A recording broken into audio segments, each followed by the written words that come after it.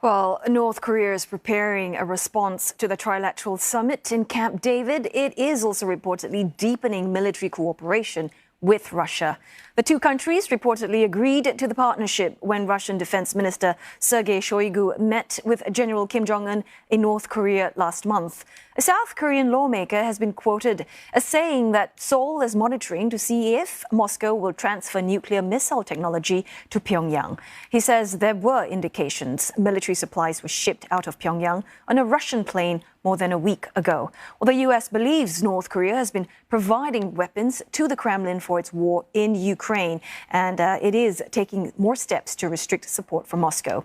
It's sanctioned 3 entities for facilitating arms deals between the two countries. And for more on this, let's bring in Dasha Chernyshova from Moscow. Dasha, not much being reported on the defense cooperation between Russia and North Korea, but what exactly is either country hoping to get out of it?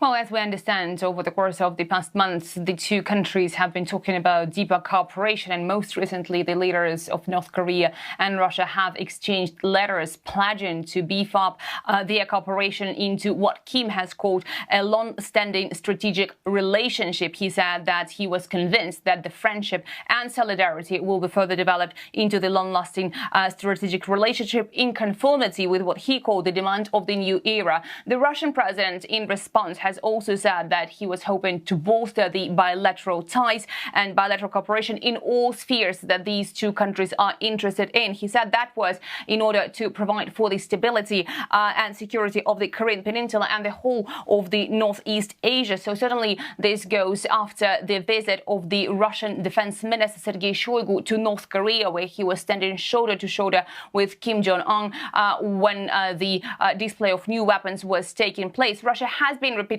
saying that it was not being supplied with the weapons from North Korea. Russia has dismissed those allegations. Russia has also been saying that the tests that North Korea has been carrying out, the ballistic missiles, were in response to the hostile rhetoric provided by the United States. So certainly we understand, as these two countries are increasingly isolated from the West, they do feel they need to beef up their cooperation in both military area and the civilian area as well. So certainly the Russian Minister of Defense visit to North Korea is sending a very strong message to those Western countries that should their policies be as hostile as they are at the moment, that's from the Russian perspective, of course, then this cooperation will be beefed up even further.